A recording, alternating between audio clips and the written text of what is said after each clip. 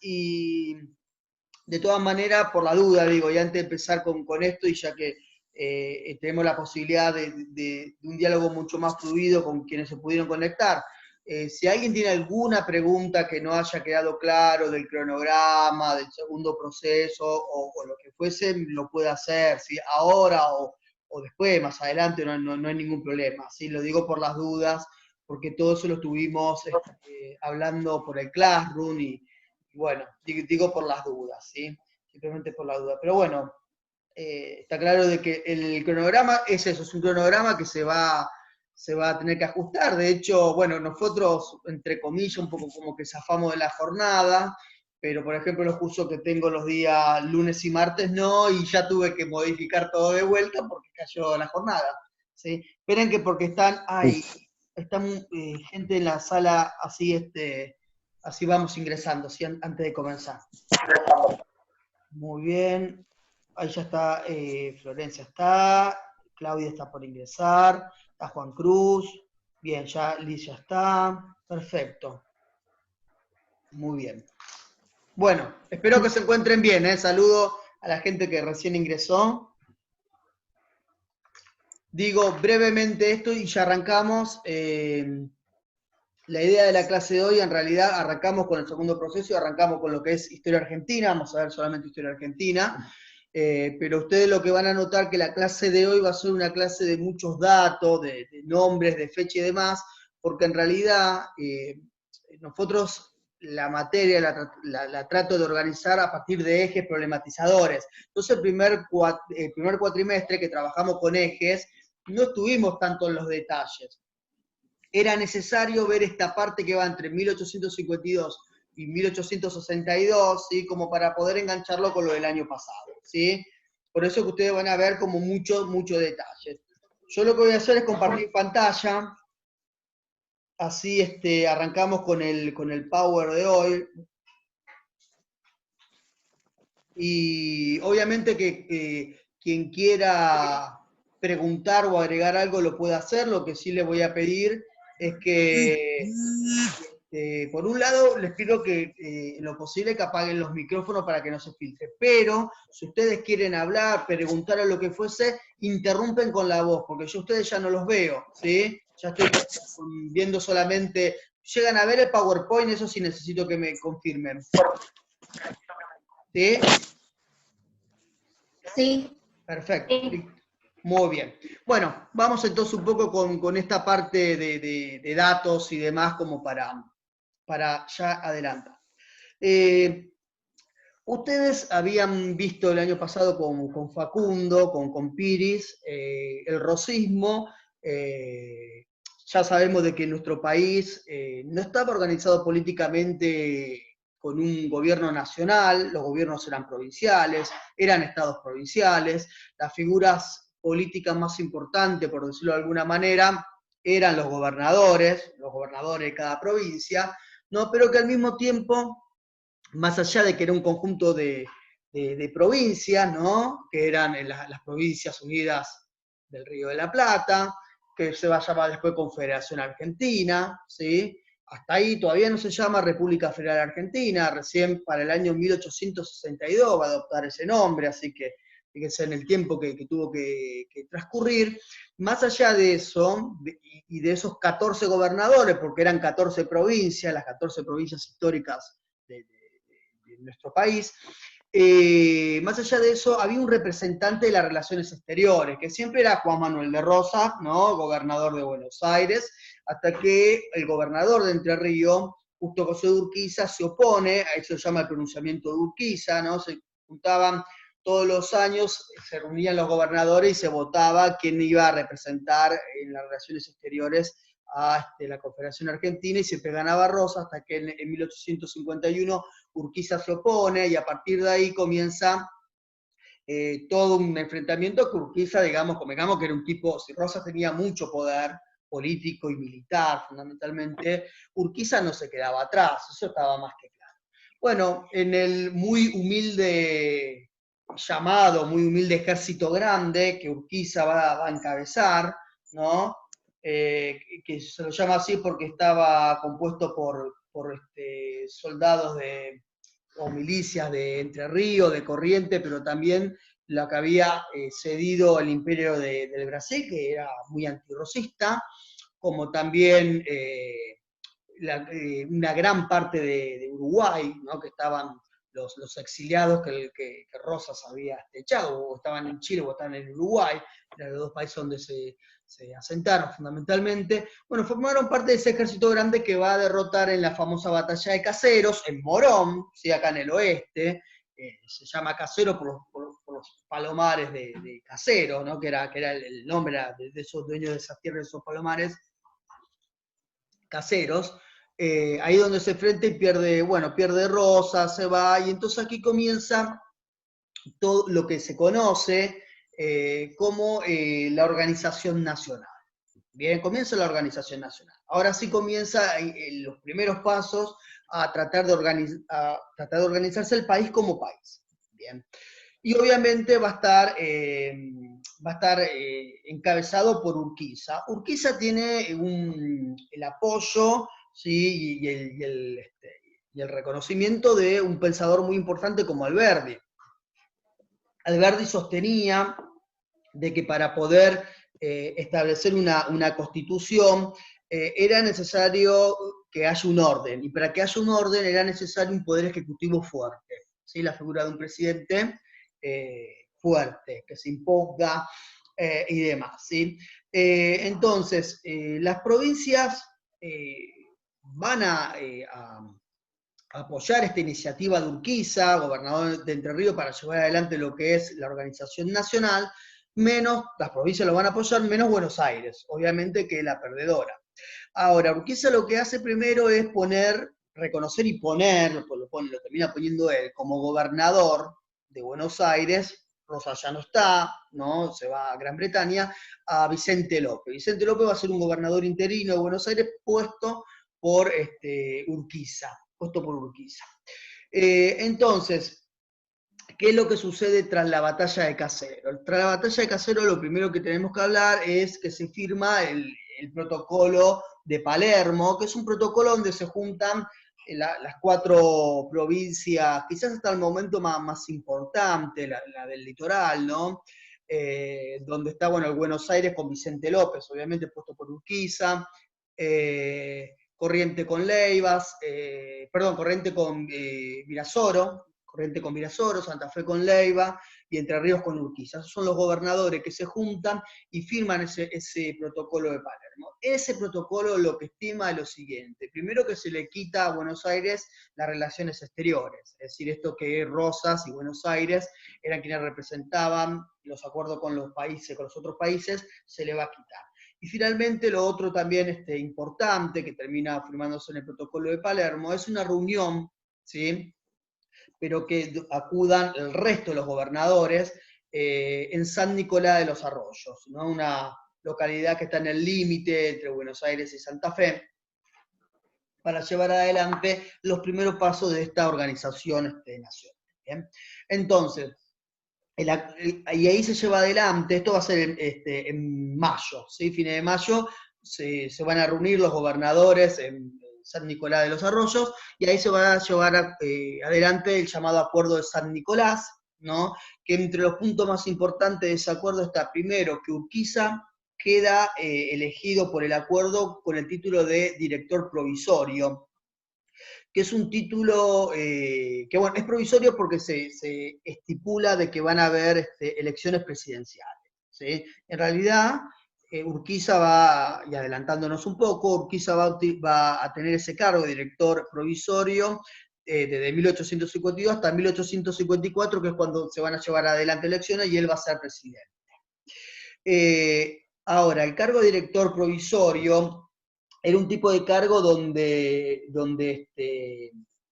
tenía mayor poderes que inclusive esos poderes que tenía Juan Manuel de Rosas con las facultades extraordinarias. ¿Por qué? Porque, no sé si ustedes se acuerdan, lo habrán visto el año pasado, que Juan Manuel de Rosas contaba con la suma del poder público y las facultades extraordinarias, ¿no? Pero en Buenos Aires. Ahora, Urquiza, con el título de director provisorio, va a tener la suma del poder público a nivel nacional, ¿sí? Es decir, Está bien que esto es a cuentagota, esto lo vamos a ver bien con el texto de Oslac, la otra clase. Pero lo cierto es que lentamente, gradualmente pasan, por ejemplo, los ejércitos provinciales pasan a formar ahora parte de los ejércitos nacionales, y por lo tanto el poder era mucho mayor, ¿sí?, que el que había dispuesto Rosas en su momento.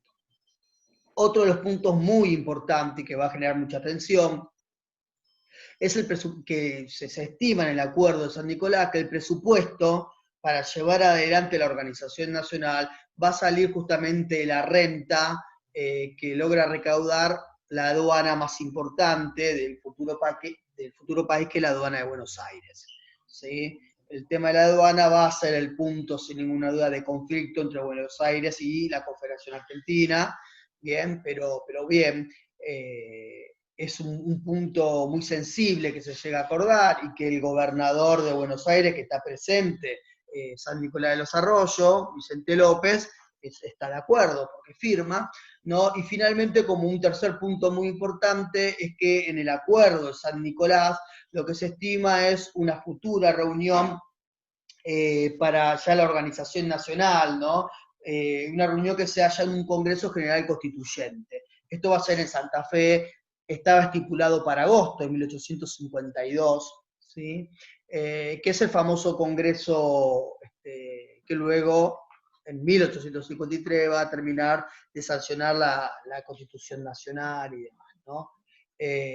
La primera Constitución Nacional que tenemos, y que fue exitosa y que perduró, porque el resto posiblemente lo hayan visto también, habían fracasado, ¿no? Como la de 1826, la de 1819, por ejemplo, constituciones que eran consideradas unitarias y que no habían perdurado en el tiempo. ¿Bien? Ahora, ¿qué pasaba con Buenos Aires? Porque acá viene un tema. Nosotros lo que vamos a ver es lo siguiente, lo que vamos a ver de que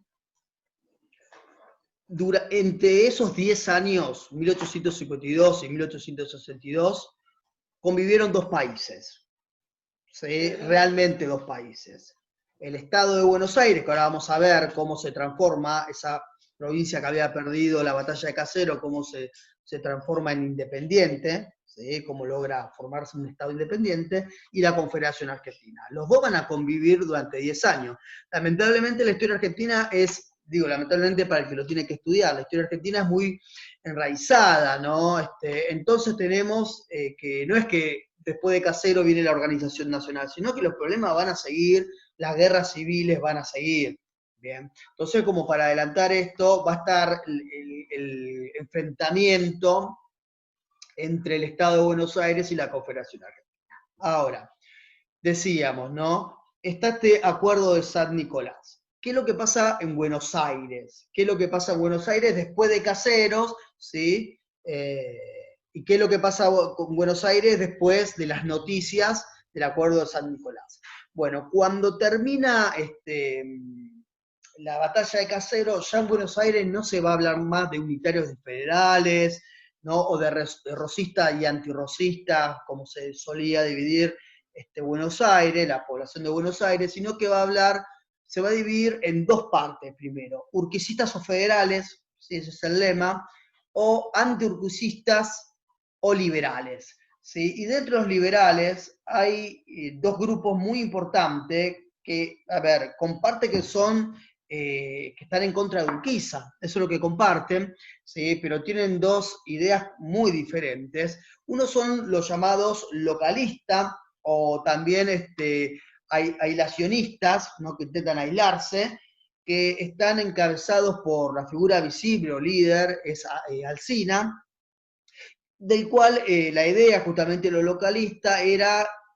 separarse, ¿sí? Son secesionistas, son separatistas, la idea es separarse de la Confederación Argentina, preferían que Buenos Aires se separara para no compartir la renta de la aduana del puerto de Buenos Aires, ¿sí? Como principal función. También separarse porque no quería la mayoría de esa élite ser gobernado, dirigido por lo que consideraban que era un caudillo del interior.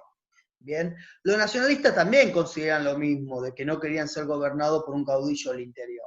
pero la idea es muy diferente. Se llama nacionalista porque están en contra de la separación de Buenos Aires. No consideran que Buenos Aires tiene que formarse un país aparte, pero querían que esa unión nacional no esté encabezado, llevado adelante por Entre Ríos o cualquier de las otras provincias que no sean Buenos Aires. Como también no podía ser ni Urquiza ni ningún gobernador de otra provincia que no fuera de Buenos Aires quien encabezara esa organización nacional.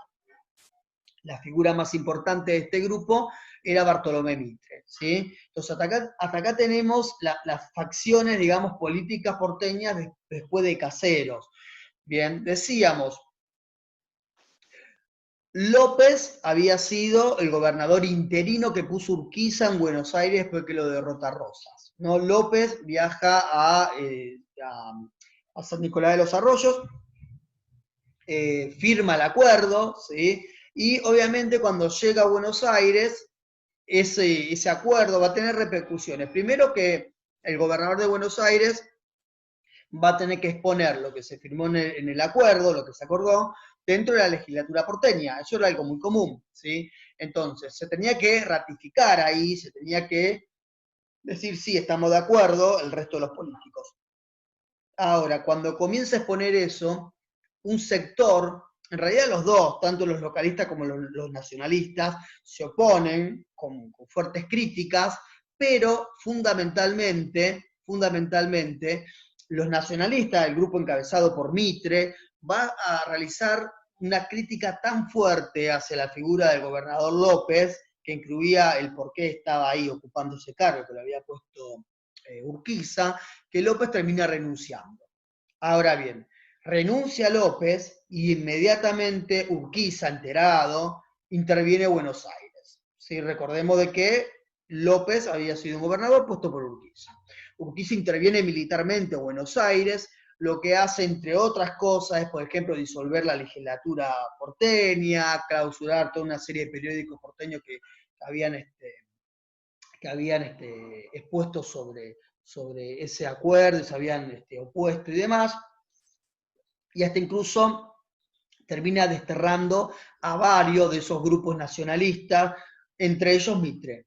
¿Sí? Mitre tiene que dejar Buenos Aires porque termina siendo desterrado.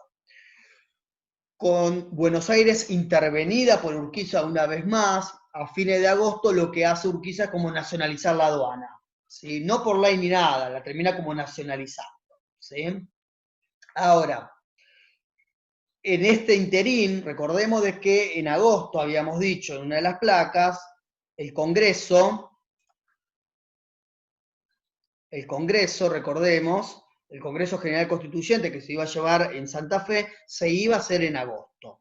¿Sí? Esto para dictar una constitución y para el Congreso se iba a dictar en agosto. Entonces, ¿qué es lo que ocurre aquí? En ese lapso, lo que hace Urquiza, junto con gran parte de las milicias que estaban ocupando, es dejar Buenos Aires y se dirigen hacia Santa Fe. Entonces se aprovecha ese momento, se juntan las dos facciones, tanto los nacionalistas como los localistas, ¿sí? Las dos facciones liberales de Buenos Aires, se juntan y lo que termina de hacer es un levantamiento. Es una famosa reacción porteña, que era del 11 de septiembre, no que ahí nace el barrio 11, que en realidad no hace mención a esto, ¿no? Todavía estamos en 1852, miren todas las cosas que suceden, ¿no? Ese levantamiento de Buenos Aires lo que permite es, por un lado lo terminan sacando un gobernador que había puesto nuevamente Urquiza, que era Galán, ¿sí? José Galán, lo terminan sacando. Por el otro lado lo que hacen es restaurar la legislatura porteña, la vuelven a colocar ahí, no reconoce al Congreso, no reconoce este Congreso de Santa Fe, tampoco lo reconoce a Urquiza como representante de las relaciones exteriores, y termina y se reconoce, Buenos Aires se reconoce como un estado independiente, es decir, como un país independiente. Bien, se hacen elecciones y termina ganando Alsina, ¿sí? Y Alsina se transforma en el gobernador de Buenos Aires. Si bien es gobernador, recordemos, es un país aparte. más allá que el título de gobernador y no presidente. Y de hecho, adelantándonos un poquito, porque esto es 1852, para 1854 Buenos Aires va a dictar su constitución, su propia constitución, ¿sí? No una constitución provincial, sino una constitución como si fuera nacional, ¿no? Buenos Aires como sintiéndose una nación separada. Entonces, respecto al Congreso, ¿qué es lo que sucede ahora en el Congreso? Ya tenemos por separado, a partir de 1852, por un lado el Estado de Buenos Aires, por otro lado la Confederación Argentina, que son las 13 provincias históricas, sin contar Buenos Aires, que sería la 14, ¿no? Bueno, en ese Congreso Constituyente de Santa Fe, primero que sesionó el 1 de mayo de 1853, ya terminó demorando mucho más de la cuenta de lo que se tenía pensado, por diferentes motivos. Asisten 13 provincias, es decir, solamente había faltado Buenos Aires, el resto estaban todos en Santa Fe. Y terminan, como punto muy importante de ese Congreso, terminan de pronunciar la Constitución Nacional de 1853. ¿No? Que la Constitución Nacional se van a elegir como dos fechas muy significativas, ¿no? Por ejemplo, el 25 de mayo fue promulgada la Constitución y fue jurada por todas las provincias el 9 de julio, es decir, se buscaron fechas como muy, muy significativa para la historia argentina como para poder promulgar y jurar esa Constitución Nacional.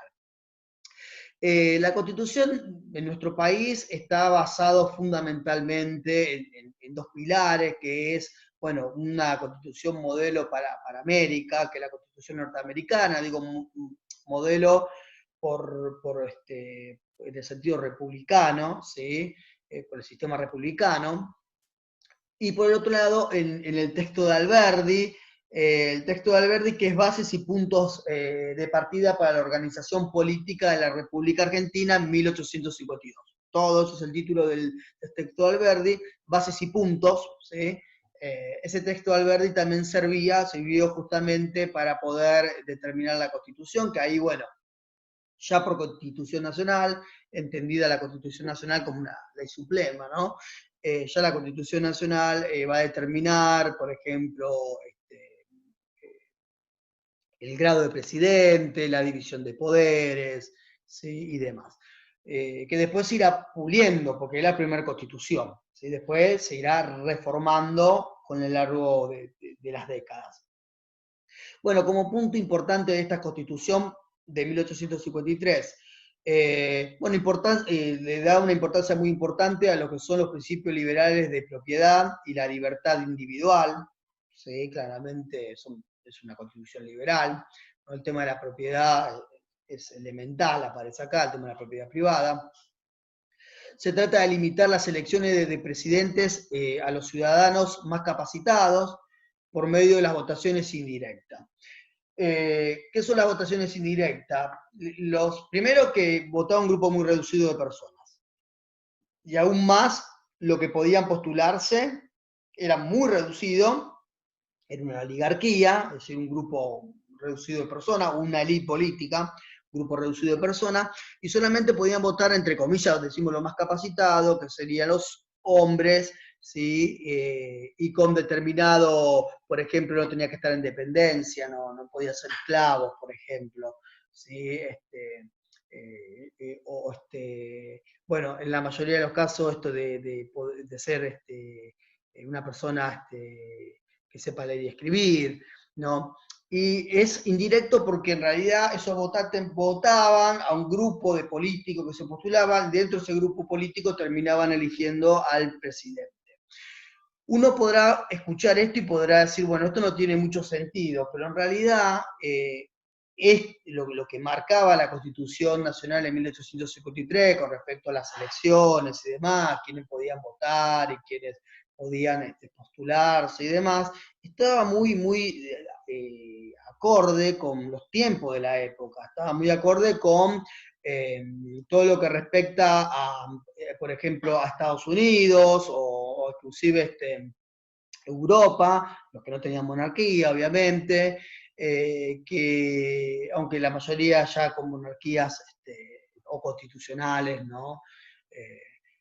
pero digamos, nada, era una oligarquía que ostentaba el poder político y que en Argentina comienza a perfilarse a partir de ahí, ¿sí? A partir de ahí comienza a perfilarse esa oligarquía.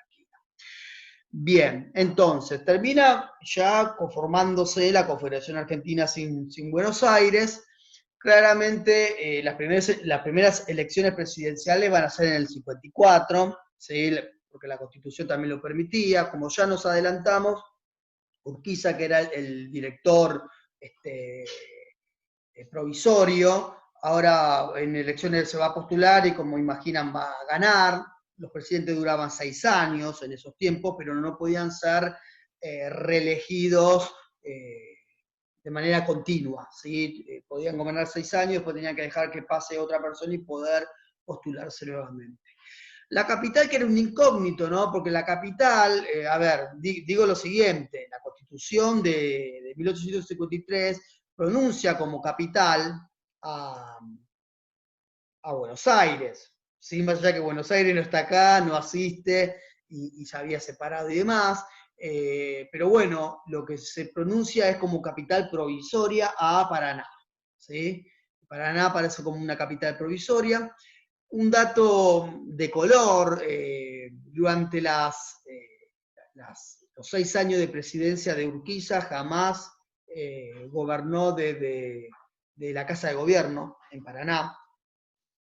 Urquiza siempre lo hizo desde su palacio, el Palacio San José, lo hacía por correspondencia, por cartas, ¿sí? Cada vez que tenía que enviar algo, enviaba la carta que quien estaba en la Casa de Gobierno en Paraná era el vicepresidente que era del Carril, que del Carril había sido el mismo que había dado la orden no, pero había por lo menos estimulado a Lavalle a que fusila a Dorrego. ¿Sí?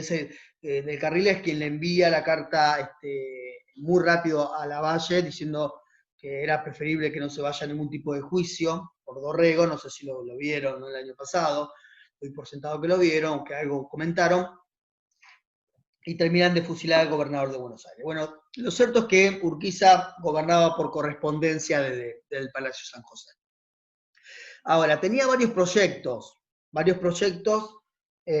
Por ejemplo, bueno, esta idea inicial, si se quiere, de Urquiza, de poder generalizar la educación, eso por un lado, entonces, y promover la enseñanza, por eso logra nacionalizar la Universidad de Córdoba, que obviamente la Universidad de Córdoba es la más antigua dentro de nuestro territorio, si después sigue la de Buenos Aires, pero la de Córdoba es del 1600, y la de Buenos Aires de 1823, para que se den una idea de la cantidad de tiempo que transcurrió para que haya otra universidad en estos territorios.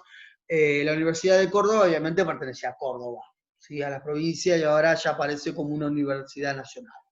Pero sobre todo lo que intentó hacer fue modernizar, ¿sí? Intentó modernizar económicamente la Confederación Argentina. Entonces, por un lado, uno de esos intentos de modernización era con el ferrocarril. El ferrocarril va a aparecer como no solamente como un medio de transporte nuevo y demás, sino que los países que tenían ferrocarriles eran sinónimo de modernización. ¿Sí? No solamente por las funciones económicas que cumplía, ¿no? De poder llevar mayor cantidad de producto, de volumen de ese producto a mayor velocidad y los costos muchísimo más baratos.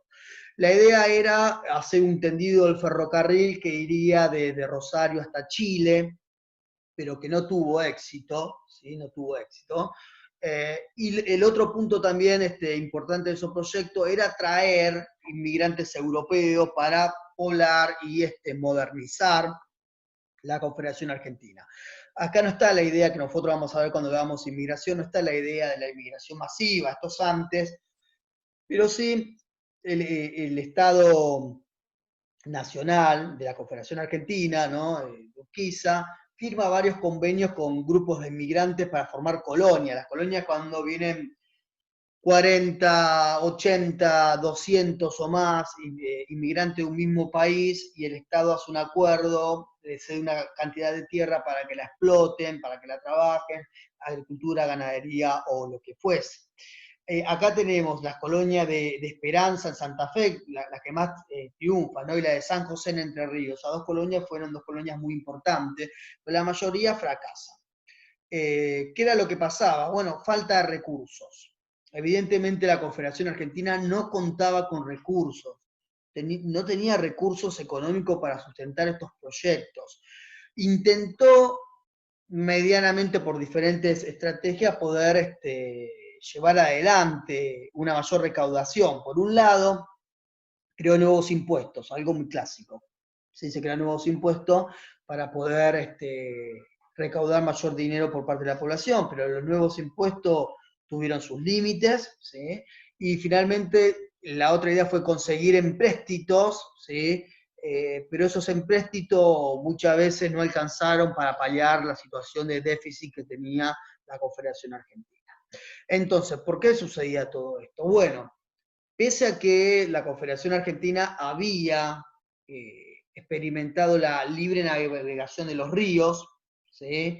Como para atraer a comerciantes y demás, esos comerciantes, en lugar de ingresar por los ríos a la Confederación Argentina, decidían continuar con lo que habían hecho antes de todo esto, que era desembarcar en Buenos Aires, bajar la mercadería en los puertos de Buenos Aires, pagar el arancel aduanero y seguir su camino.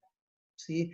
Quizás ya porque se conocía estos, ¿no? Porque era lo conocido, porque era lo más seguro, o lo que fuese, pero lo cierto es que Buenos Aires siguió recaudando de una manera exorbitante la aduana, a partir de la aduana, ¿sí? Y que le permitió justamente ser un país, en este caso, porque no había pasado a ese estatus, ¿no? De Estado independiente, muy poderoso económicamente, no era otra cosa que la aduana, ¿sí?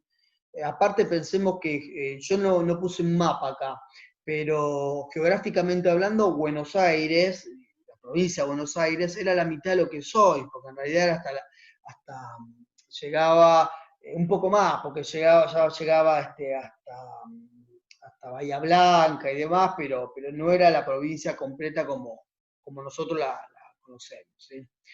Bueno, decimos esto y quedan 3 minutitos. Tenemos que ingresar, les recuerdo a todos que cuando se corta, ingresamos por el mismo link que yo le envié, así continuamos la clase. ¿Sí? Y ya un ratito más y ya va a estar, ya queda poquito. Lo cierto es que no es que Buenos Aires, el Estado de Buenos Aires y la Confederación Argentina estuvieron en conflicto permanente siempre. Sí iban a estar en conflicto y demás, pero lo que se terminó entre 1854 y 1855 se terminó de llevar una serie de convenios, de tratados, de paz y de comercio entre ambos estados. ¿Sí? Que a veces fueron como medios puestos en tensión. Por ejemplo, en el 54 hay un levantamiento, un intento de golpe del general Flores en Santa Fe hacia Buenos Aires, que Buenos Aires logra repelerlo, y Urquiza enseguida sale diciendo yo no envié esto, Flores tomó una decisión solo, no, pero vive ese conflicto, pero las relaciones no son malas. Lo cierto es que lo que ocurre, bueno, como decíamos antes, la Confederación Argentina no contaba con recursos y se estaba ahogando. Y sabía muy bien que precisaba de Buenos Aires, o por lo menos de su aduana, como para poder llevar adelante una organización nacional, ¿sí? Para poder recaudar mayor cantidad de dinero. Entonces, lo que hace Urquiza es pedir un crédito, un préstamo, un empréstito a Brasil, que ya Brasil se lo había dado para derrocar a Rosas, y Urquiza equipa bien su ejército. Buenos Aires, que ya venía agrandado, ve esto. El mismo Buenos Aires le declara la guerra a la Confederación Argentina, viendo que se está armando, le declara la guerra, ¿sí? Y ahí se desarrolla la batalla de Cepeda de 1859. Tenemos, por un lado, el Estado de Buenos Aires, cuya figura militar es Mitre. Mitre es el que lidera el ejército del Estado de Buenos Aires. Y la Confederación Argentina, que el que lidera es el mismo presidente que es Urquiza, que era militar, ¿no? Obviamente. Bueno, la Confederación termina venciendo al Estado de Buenos Aires, lo termina venciendo, ¿no? Y tras vencerlo, lo primero que hace es que Alsina, gobernador de Buenos Aires, renuncie. ¿Bien? Renuncie. Entonces, a partir de esa, dejo de compartir, ¿sí? A partir de esa renuncia, se va a firmar un pacto, ¿sí? Que ahora lo vamos a ver después que volvamos a enganchar. Quedan poquitas plaquitas, quedan 3 o 4, no más. Digo, el pacto San José de Flores que se va a terminar de firmar entre Buenos Aires y el Estado y la Confederación Argentina. Ahora, no crean de que ya se solucionó todo, lamentablemente. No es que ya está, que ahora Buenos Aires se une y se forma un solo país. No, van a seguir los conflictos, pero bueno, tratamos de resumirlo acá. ¿Sí? Bien, ¿alguna pregunta, aunque se está por cortar? Si no, lo dejamos para cuando vuelven del corte. ¿Se entendió algo por ahora? Bien, Sí, sí. perfecto. Bueno, entonces ahora...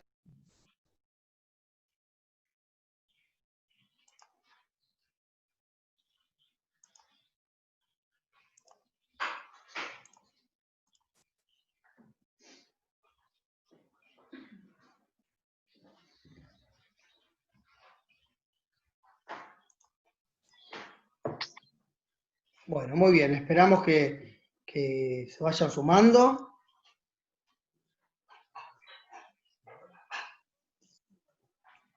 Esto es un horario muy complicado porque ya se acerca la comida, ¿vieron? Pero bueno, todavía estamos a tiempo.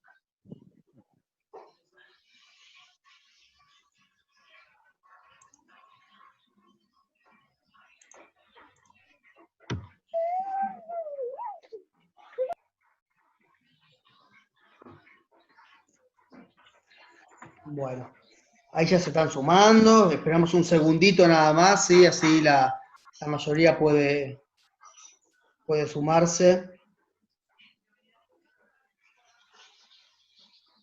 Bien, perfecto. Ahí ya se está uniendo Gabriela. Ahí está. Más o menos estamos. Bien. Bien. Bueno, continuamos. Si les parece a ustedes, continuamos. Igual pueden interrumpir cuando ustedes quieran, me hablan, eso sí, porque yo no lo llego a ver, ¿sí? Decíamos, estábamos justamente con el final de la batalla de Cepeda y que, nada, Buenos Aires termina perdiendo y Alsina, que era el gobernador de Buenos Aires, ¿no? Desde 1852, desde ese 11 de septiembre, tan recordado con la Plaza 11 hoy, ¿no? Plaza 11 es el lugar, digamos, donde comenzó todo ese agite. Pero decíamos que también no va a ser la única consecuencia de la derrota del Cepeda, sino que claramente la guerra contra Buenos Aires tenía un propósito, que era unir a Buenos Aires, unirlo a la Confederación, por esta grande necesidad de recursos, y que Buenos Aires se lo podía dar a partir de la aduana. Ahora, hay un punto muy importante acá para destacar, ¿sí? Lo que se va, ahí dice condiciones, escribí mal acá. El pacto de San José de Flores lo que va a hacer es un pacto que lo que va a intentar justamente es pactarse cuáles son las condiciones por las cuales Buenos Aires se va a unir a la Confederación Argentina. Esto no dice mucho. Es decir, hay un vencedor en batalla, ¿sí? Sin embargo, termina siendo un pacto. No termina imponiendo de una. Termina negociando, ¿sí? Entonces, por un lado, el Pacto San José de Flores claramente lo que declara es a Buenos Aires como integrante de la Confederación Argentina. Eso está claro. Ahora, ofrece lo siguiente, escuchen. Si Buenos Aires reconocía, sin ninguna enmienda, sin cambiar nada, la Constitución de 1853, podía enviar a los electores, ¿no? A las figuras políticas de Buenos Aires al Congreso. Bien, eso por un lado. Es decir, se le daba la posibilidad a Buenos Aires que mire la Constitución de 1853 y que diga, está bien, la acepto, y lo dejaban que ingresen directamente políticamente, pero también le daban la posibilidad a Buenos Aires de hacer enmiendas. de modificar esa constitución. Ahí ya nos está dando un indicio del poder que tenía Buenos Aires. Segundo, se le reconoce por 5 años el presupuesto de 1859. ¿Qué quiere decir esto? Decíamos, el interés estaba en la aduana. La Confederación quería la aduana para poder obtener un mayor ingreso y la organización nacional. Buenos Aires no quería justamente ceder la aduana, por eso que no quería formar parte de esa Confederación Argentina. Entonces, a Buenos Aires, perdedor de la guerra, se le da por 5 años el presupuesto de 1859, año que estuvo la batalla de Cepeda. ¿Qué queremos decir con esto? Supónganse, vamos a dar un ejemplo. Si la aduana de Buenos Aires en 1859 recaudó en el año, por decir algo, 80.000 pesos, por decir algo, en 1860, si recauda 85 pesos, 85.000 pesos, 80.000 pesos van a quedar para Buenos Aires. ¿Se comprende? Es decir, hasta 5 años después, por 5 años Buenos Aires va a tener el mismo ingreso que había tenido cuando no pertenecía a la Confederación Argentina. Esto también da muestra del poderío de Buenos Aires. Y finalmente también, algo que es muy para destacar, el ejército de la Confederación Argentina se retira de Buenos Aires, ¿no? Para conseguir la paz, para no presionarlo. Es decir, le dice a Buenos Aires, vos te tenés que integrar a la Confederación Argentina. ¿Sí? Acá no hay vuelta atrás, pero le permite renegociar todo esto. Ahora, como se imaginarán, siendo historia argentina, las cosas no terminan ahí. Buenos Aires no es que dice, sí, vamos a compartir todo esto y qué sé yo, sino que continuaron los conflictos, y los conflictos continúan no bélicos, pero sí Buenos Aires lo que va a proponer son enmiendas a la Constitución. Esa es una reforma de 1860. ¿Sí? Dos puntos centrales, no son los únicos, pero dos puntos centrales de lo que Buenos Aires no quiere, si no acepta esa Constitución. Primero, la capital. La capital no tenía que ser Buenos Aires. ¿Sí? Tengamos en cuenta que la capital federal de un país es justamente un territorio nacional. La capital federal de la ciudad de Buenos Aires, que es la capital federal, es nacional. ¿Sí? Entonces, se tenía que designar otra capital que no sea Buenos Aires. Segundo, intentaban reformar enmienda para que se le dé más atribuciones a la Cámara de Diputados. ¿Por qué? Porque la Cámara de Diputados, la mayoría, eran del litoral. ¿Sí? Entonces Buenos Aires quería tener un peso muy importante. De hecho, una de las cosas que se había quejado Buenos Aires ya en 1852, ya en el acuerdo de San Nicolás, era de que Buenos Aires iba a tener solamente 2 representantes como en diputados, ¿no? Y ahora, bueno, logra modificar esto, pero que tenga más atribución en la Cámara de Diputados, porque estaba el litoral, que era mayoría, ¿sí? Entre Río, Santa Fe, Corrientes y Buenos Aires. Bien, entonces, ya dijimos de que Alsina tuvo que renunciar a su cargo de gobernador, y ahora va a subir Mitre. Recordemos también que Mitre, este es un dato muy importante, Mitre pertenecía a la facción que era nacionalista. Es decir, la facción nacionalista, les recuerdo, era una facción que quería la organización nacional, ¿sí? Y quería que Buenos Aires forme parte de ese nuevo país que iba a ser la República Argentina. ¿Perfecto? Ahora, no quería que esa organización nacional esté encabezada por otra provincia que no sea Buenos Aires. Digo esto porque Mitre es quizás más negociador con la Confederación Argentina que lo que podía hacer Alsina. ¿Se comprende? Puede como entablar otro tipo de diálogo.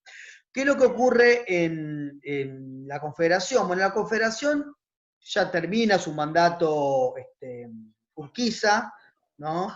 Que había asumido en el 54, para 1860, ya pasan estos 6 años.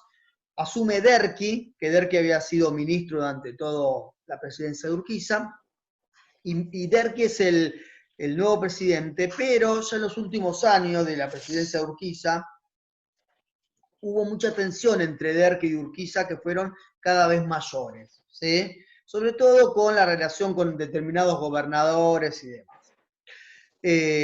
Bien, hasta acá tenemos un Buenos Aires que ha sido derrotado por la Confederación y que se le da un plazo para que se integre. Ese plazo es, bueno, decir qué enmienda se va a modificar, qué esto, qué el otro y demás. Ahora, en el medio de todo esto, sucede en San Juan un hecho que termina nuevamente de poner en conflicto a Buenos Aires y la Confederación Argentina. Buenos Aires que dilataba su ingreso a la Confederación Argentina. ¿Qué es lo que ocurre en San Juan? En San Juan, primero, el gobernador de San Juan, que era Virasoro había sido el gobernador de Corrientes antes, ¿sí? Pero hasta el momento no es como ahora, que para ser el gobernador tenés que tener la residencia ahí. En estos tiempos era diferente. Virasoro termina siendo asesinado, en San Juan estamos hablando, por un grupo de liberales que estaba encabezado, o el jefe, era Antonino Abarastain, que era un amigo de Sarmiento. ¿Sí? Es un grupo de liberales en San Juan, matan a Virasoro, que era federal. Eso fue festejado en Buenos Aires. En Buenos Aires fue festejado eso. ¿Sí? Ahora, el gobierno nacional hizo una intervención federal en San Juan, ¿sí? Porque el presidente tiene, por constitución, el poder para poder intervenir la provincia militarmente. Lo agarran a Berenstein y lo terminan fusilando. Entonces, ahí aparece Buenos Aires tratando de acusar al gobierno nacional de asesino. ¿Sí? Y ahí comienza nuevamente un enfrentamiento, pero que tiene que ver fundamentalmente porque Buenos Aires no se integra a la Confederación. No se integra a la Confederación.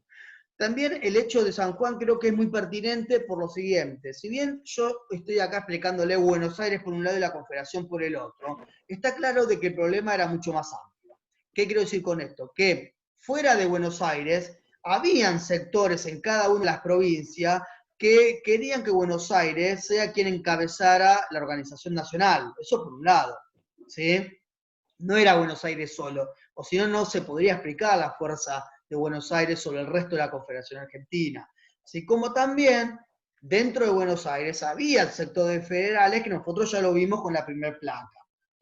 Entonces, ¿qué es lo que sucede aquí? Bueno, primero que no aceptan el ingreso de diputados de Buenos Aires al Congreso, ¿sí? Tras estos sucesos, y se termina desarrollando la batalla de Pavón. La batalla de Pavón del 61, que nuevamente se enfrenta Buenos Aires contra la Confederación Argentina, y nuevamente está en la cabeza del ejército de Buenos Aires Bartolomé Mitre, y el de la Confederación Argentina, Urquiza. Urquiza era el general de la Confederación Argentina, no era más el presidente, era Derqui, pero Urquiza era quien comandaba las fuerzas. ¿Sí? Bueno, la batalla de Pavón fue muy particular, fue una batalla que duró muy poco, donde la Confederación Argentina está venciendo a Buenos Aires, pero se retira. ¿Sí? Abandona el campo de batalla.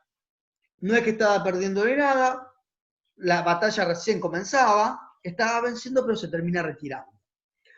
Evidentemente acá lo que terminó de jugar fue esta tensión entre Derqui y Urquiza. Evidentemente Urquiza ya tenía, o ya había hablado, o ya hubo algo con Bartolomé Mitre, que era de Buenos Aires. ¿Sí? Entonces, a partir de la derrota de la Confederación Argentina y el triunfo de Buenos Aires, sin haber ganado en el campo de batalla, sino porque el ejército de la Confederación Argentina se retira, Derqui tiene que renunciar, ¿sí? Y Urquiza inmediatamente reconoce a Bartolomé Mitre como una especie de director provisorio o presidente provisorio, ¿no? Para que inste a elecciones, y como se imaginarán, las nuevas elecciones que van a ser en 1862, va a ser presidente Bartolomé Mitre. Y a partir de 1862 comienza la organización nacional, ahora ya así encabezada por Buenos Aires, ¿sí? Con la hegemonía de Buenos Aires. Esto simplemente para agregar, porque en realidad del texto de Teresa Gebhard son 2 capítulos, yo puse uno solo, envié uno solo, ¿sí? Pero como no vamos a ver lo político, porque el otro texto que trae el programa, que es de Zaira Lobato, no lo vamos a llegar a ver, de hecho no está dentro del cronograma. Yo simplemente quiero comentarles, pero muy por arriba, esto. Acá comienza, a partir de 1862, comienza la llamada presidencias fundacionales. ¿Sí? Son las 3 primeras presidencias que tenemos en nuestra historia, que son seguidas por un lado, que son a nivel nacional, más allá que no votaban todos, ¿no? Un grupo mucho más reducido, pero bueno. Pero es la presidencia de Mitre, Sarmiento, Avellaneda, cada una con 6 años, ¿sí? Comienza Mitre en 1862 y termina Avellaneda en 1880, y son 3 presidencias que claramente tienen como objetivo común la organización nacional y la conformación del Estado Nacional, ¿sí? Que es lo que vamos a ver nosotros en la clase que viene, ¿no? El Estado Nacional, cómo se conforma el Estado Nacional argentino. Es a partir de 1862. Bien, mucho más adelante, pero también dentro de la conformación del Estado Nacional, se va a dar en la Argentina lo que conocemos como el orden conservador, que es ya una élite política, un grupo muy reducido de personas que gobiernan políticamente, pero que se va a transformar en una oligarquía. ¿Qué es una oligarquía? Es un gobierno para unos pocos, ¿sí? Es decir, nosotros políticamente podemos diferenciar una aristocracia y una oligarquía. Una aristocracia es el grupo de los mejores, es un grupo de personas más capacitadas para gobernar para el bien común de todos. La oligarquía sería otro extremo, también es un grupo, pero que gobierna para sus propios intereses. Acá tenemos la oligarquía que va entre 1880 y 1912, puse 1912 porque ahí se declara la ley Sáenz-Peña, ¿sí? Que recién en presidencia, en 1916, se va a aplicar y va a ganar Irigoyen, pero eso ya es otra historia que lo verán el año que viene. La figura emblemática de ese orden conservador va a ser Julio Argentino Roca, que es el primer presidente que va a ser presidente 2 veces de Argentina, ¿no? No seguida, porque no se permitía, pero va a gobernar como presidente 2 veces. ¿Bien? Bueno, perfecto. Dejo de compartir. Bien, los escucho. Preguntas que tengan. Si llegaron a leer el texto bien, si no, no importa, cuando lo lean y si salen preguntas, lo pueden hacer sin ningún tipo de problema. Espero que no haya sido muy rápido la explicación. Sé de que particularmente este tema, con ese texto, lo que tiene son muchos datos. A mí me resulta indigerible tantos datos, nombre, datos, ¿sí? Ay, yo veo y me gusta la historia de otra manera, pero bueno, este texto lo teníamos que dar de esta manera porque si no, lo íbamos a hacer muy extenso, ¿sí? Si íbamos a ver desde 1852 hasta 1880 iba a ser muy extenso, ¿no? Y creo que no convenía como estamos ajustando el programa, ¿bien? Así que, bien, la clase que viene, el miércoles que viene, nosotros vamos a trabajar de la siguiente manera. Vamos a ver el texto de Oslac, que yo ahora lo tengo que escanear y lo tengo que subir. Ahora no, otro día lo subiré, ¿sí? El texto de Oslac, el capítulo 3, que habla sobre la organización del Estado Nacional. El miércoles que viene no nos vamos a conectar por Zoom. Lo que vamos a hacer es, yo voy a grabar, voy a filmar la clase, la explicación, lo voy a subir a YouTube, voy a tratar de subirlo en lo posible, voy a tratar de subirlo a la mañana, si voy a tratar de grabarlo antes, ¿sí? ¿Para qué subirlo a la mañana? Para que cuando ustedes puedan, en el correr del día, si tienen un tiempo, lo puedan ver. Después lo que voy a hacer es fácil, a las 20 horas, horario de la materia, yo me voy a conectar en el Classroom y simplemente es para ver si ustedes tienen preguntas, si tienen dudas, si lo pudieron ver y demás. ¿Sí? Simplemente para eso. ¿Está? Pero no nos vamos a tener que conectar a Zoom ni nada. ¿Sí? Bueno. Margarita, ¿querés decir algo? No, gracias, profe. Me gusta poder haber podido. Bueno, no, por favor, por favor. Bueno, gente, muchas gracias a ustedes por hacer el esfuerzo de conectarse y nada, ahora cuando termina esto lo trato de subir para la gente que no pudo, ustedes si lo tienen que revisar después en algún momento, ¿sí? Así que descansen y muchas gracias. Gracias, profe.